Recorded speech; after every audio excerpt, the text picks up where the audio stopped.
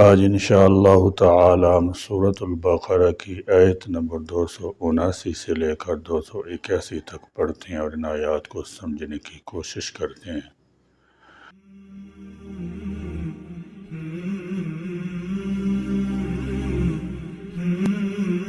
اعوذ باللہ من الشیطان الرجیم، بسم اللہ الرحمن الرحیم۔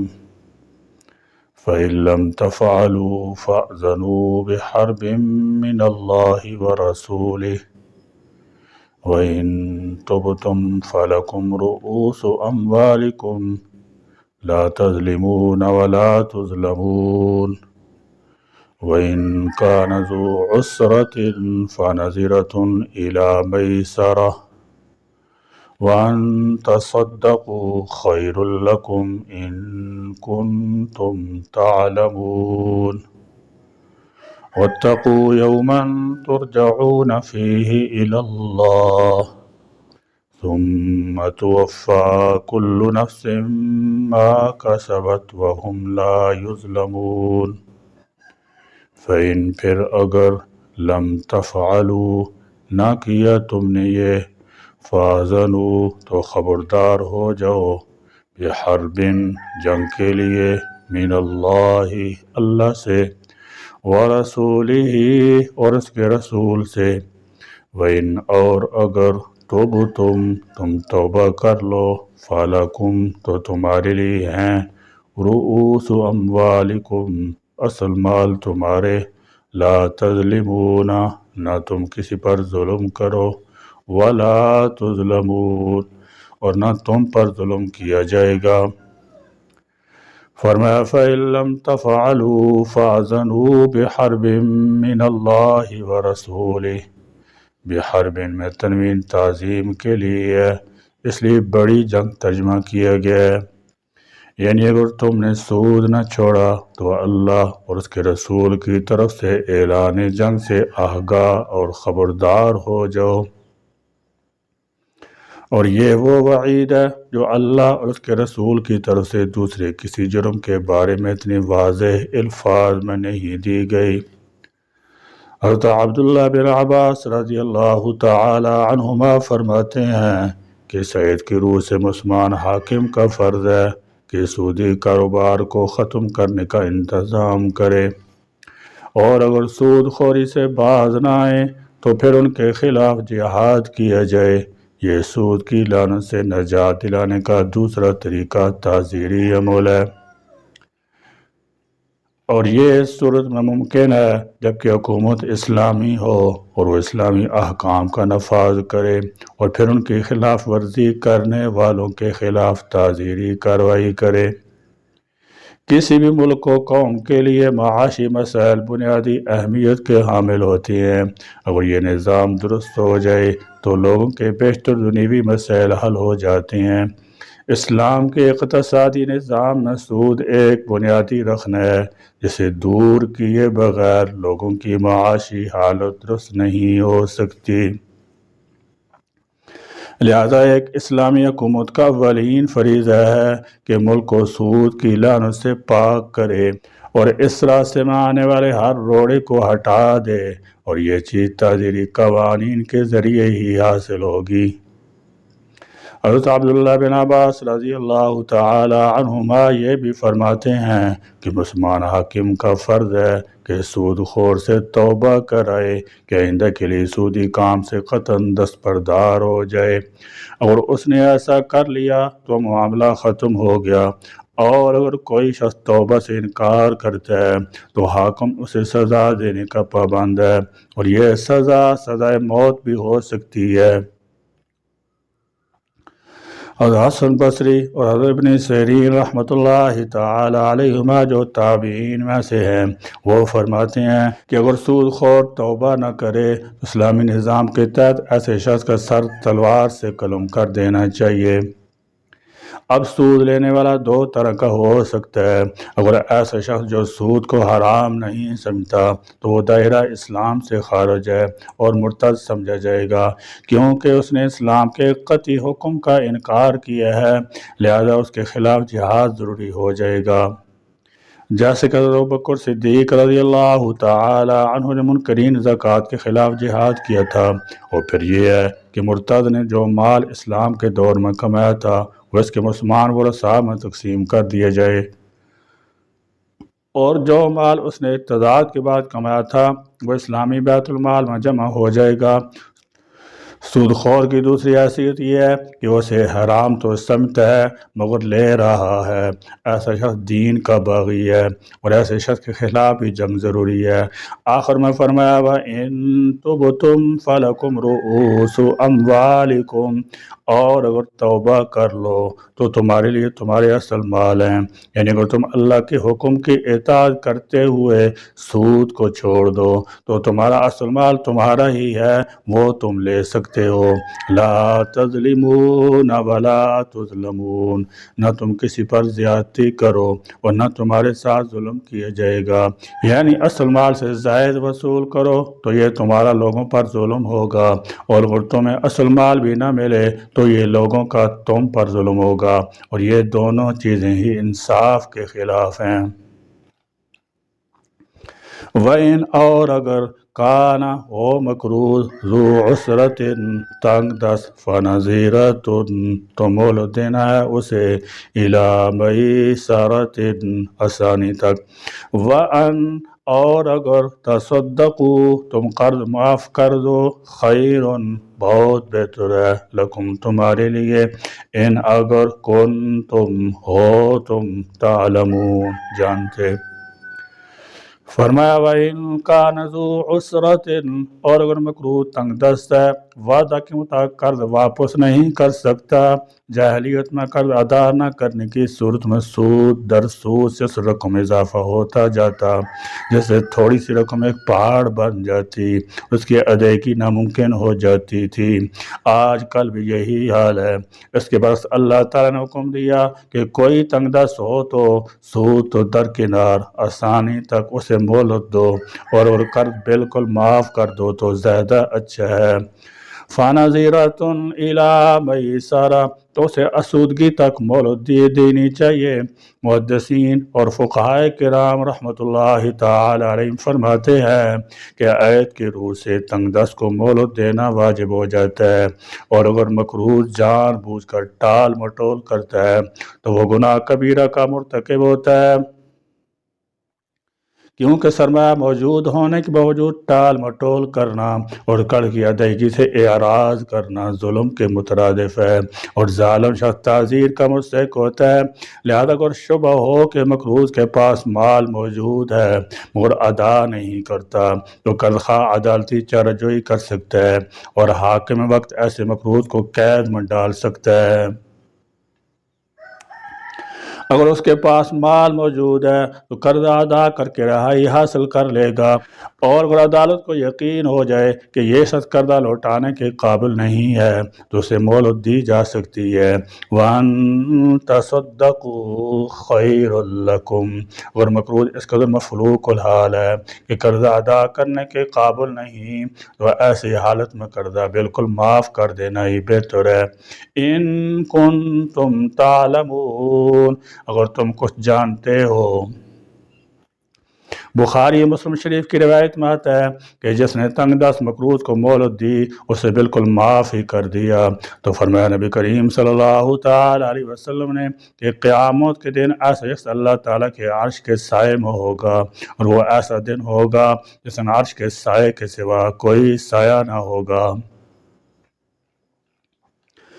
اسلامی نظام معیشت کا بنیادی مقصد یہ ہے کہ دولت چند ہاتھوں میں محدود نہ رہے بلکہ معاشرتی ضرورت کے مطابق گردش کرتی رہے۔ سودی نظام اس مقصد کے الٹ ہے، یہ دولت کو محدود ہاتھوں میں مرکوز کر دیتا ہے۔ اس نظام میں دولت محنت کرنے والوں سے نکل کر مالداروں کے قبضے میں آ جاتی ہے، غریب قرضدار مزید مقروض ہو جاتا ہے، جبکہ امیر اور طاقتور مزید امیر بنتے جاتے ہیں۔ یہی طبقاتی تقسیم معاشرتی بے سکونی، بغاوت کو جنم دیتی ہے۔ قرآن کریم نے اس کا فلسفیانہ جواب ان الفاظ میں دیا، اور جو تم سود دیتے ہو تاکہ لوگوں کے مال میں بڑھ جائے وہ اللہ کے نزدیک نہیں بڑھتا، اور جو زکوٰۃ تم دیتے ہو اللہ کی خوشنودی چاہنے کو وہی لوگ بڑھانے والے ہیں۔ वत्तकू और तुम डरो यौमन उस दिन से तुरजऊना कि तुम लौटाए जाओगे फीही उसमें इलल्लाही अल्लाह की तरफ सुम्मा फिर तुवफ़ा पूरा बदला दिया जाएगा कुल्लु नफ्सिन हर नफ्स को मा उसका जो कुछ कासाबत उसने कमाया वहुम और वो ला युज़लमून नहीं जुल्म किए जाएंगे।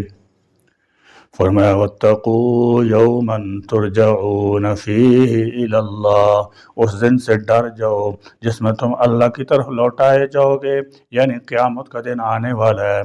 वहाँ पर हर शख्स का मुआसबा होगा। सुम्मा तुवफ़ा कुल्लु नफ्सिम मा कसबत फिर हर नफ्स को उसके किए का बदला दिया जाएगा। वहुम ला युज़लमून और उन पर जुल्म नहीं किया जाएगा। इस आयत में अल्लाह ताला जल्ला शान और अपने बंदों को दुनिया के ज़वाल पजीर होने और उसकी अम्वाल वगैरह के फ़ानी होने और आखिर में अल्लाह ताला के सामने पेश होने और हर अमल के मुहासबे और उसकी जज़ा और सज़ा होने के साथ साथ नसीहत फरमाई है। और इब्न अब्बास रज़ी अल्लाह ताला अन्हु फरमाते हैं कुरान में सबसे आखिर में जो आयत उतरी वो यही है। इमाम फ़खरुद्दीन राज़ी रहमतुल्लाहि ताला लिखते हैं कि सूदी निज़ाम मेहनत करने वाले को कमज़ोर, बग़ैर मेहनत नफ़ा उठाने वाले को गालिब बना देता है। जैसे आज़ल ख़त्म जुल्म का रवाज कायम हो जाता है। हज़रत उमर रज़ी अल्लाह ताला फरमाते हैं कि अगर सूद के मामले में शक भी हो तो उसे छोड़ देना ईमान की सलामती के लिए बेहतर है। मौजूदा दौर में सूद ने अपनी सूरत बदल ली है। बैंकिंग, इंश्योरेंस, कर्जा जाती इदारे, करेंसी मार्केटें सब इसी जहरीले निज़ाम के मुख्तलिफ रूप हैं। नाम बदलने से हकीकत नहीं बदलती। जिस कमाई में बिला मेहनत नफ़ा, मदद के बदले इजाफा या कर्ज पर मशरूत ज्यादती हो वो हर हाल में सूद है, खा उसे इंटरेस्ट, प्रॉफिट या सर्विस चार्ज कहा जाए। सूद एक चीज़ को दूसरे के मुकाबले में ज़्यादा दे कर फरोख्त करना है। फ़ुक़हा ने इसका कायदा कुलिये बताया कि वो तमाम अजनास जिनमें नाप, वज़न, खुराक तीनों सिफ़ात में से कोई दो सिफ़तें पाई जाएँ, उनका आपस में लेन देन या ख़रीदो फरोख्त किसी को ज़्यादा करके जायज़ नहीं। जिन चीज़ों में यह तीनों सिफ़ात मादूम हो या उनकी जिनस मुख्तलिफ हो तो फिर किसी की ज़्यादती सूद नहीं होगी। जैसे कि सैयदना उबादा बिन सामित रज़ी अल्लाह ताला से मरवी है कि रसूल अकरम सल्लल्लाहु ताला अलैहि वसल्लम ने फरमाया सोना सोने के बदले, चांदी चांदी के बदले, गइयों गइयों के बदले, जौ जौ के बदले और खजूर खजूर के बदले बराबर बेचना जायज़ है। लेकिन इनमें से किसी एक को घटा बढ़ा कर बेचना या देना सूद है। इससे मालूम हुआ कि जो चीज़ जितनी दी जाए इतनी ही वापस लेनी चाहिए। जितना सोना चांदी दिया हो या जितना रुपया दिया हो इतना ही वापस लेना चाहिए। असल माल पर कुछ जायज़ रकम का लेना, चाहे वह रकम कम हो या ज़्यादा, सूद है। इस्लाम ने इस जुल्म के मुकाबले में एक मुतवाज़न, शफाफ और आज़लाना निज़ाम दिया। मुज़ारबा, मुशारका, मुराबहा और इजारा जैसे जुल्म में नफ़ा और नुकसान दोनों फरीकों में तकसीम होते हैं। कोई किसी पर जुल्म नहीं करता, न कोई बिला वजह फ़ायदा उठाता है। यह निज़ाम अदल व ताअवुन पर मबनी है जो असल में इंसानी फितरत से हम आहंग है। आज का आलमी मालियाती निज़ाम सूद पर कायम है।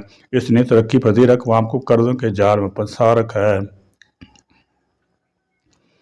आलमी बैंक और सूदी इदारे गरीब ममालिक से उनके वसाइल निचोड़ रहे हैं। सूद का यह आलमी जाल एक ऐसी जंजीर है जो कौमों के बाजुओं से मेहनत का छीन कर गुलामी की तौक पहना देती है। इस्लाम चाहता है कि इंसान दौलत का मालिक नहीं बल्कि अमानतदार बने। सूदी निज़ाम इंसान को माल का गुलाम बना देता है। यही वजह है कि कुरान ने सूद को सिर्फ एक माली गुनाह नहीं बल्कि अल्लाह और रसूल के साथ जंग के मुतरादिफ करा दिया। सूद वो आग है जो बग़ैर कमाई दिखती है मगर दरअसल ईमान, अखलाक और बरकत को जला देती है। इस आग की लिपटें सिर्फ फ़र्द तक महदूद नहीं बल्कि पूरे मुआशरे को अपनी लपेट में ले लेती हैं। वक्त आ गया है कि हम अपने इनफरादी इज्तिमाई निज़ामों को सूद से पाक करें। अपने घरों, कारोबारों और कौमी इदारों में हलाल पाकीज़ा माली उसूल अपनाएं। सूद से बचना सिर्फ एक दीनी फरीज़ा नहीं बल्कि ईमान की हिफाजत है। जो कौम सूद छोड़ देती है अल्लाह उसके रिज़्क़ में बरकत अता फरमाता है। इस्लामी निज़ाम मईशत में सकून, अदल اور خیر ہے، جبکہ سودی نظام اضطراب، ظلم اور بے برکتی ہے۔ ہمیں وہ نظام اختیار کرنا ہے جو انسان کو خدا کے قریب کرے، نہ کہ اس کے غضب کے قریب۔ سود سے پاک معیشت ہی حقیقی اسلامی زندگی، قوموں کی آزادی کا ضامن ہے۔ آج کل اسلامی بینکنگ کا بہت شور ہے، اور علماء ہیں جن میں حنفی علماء بھی شامل ہیں، اسے سودی ہیلہ پر مبنی قرار دیا ہے۔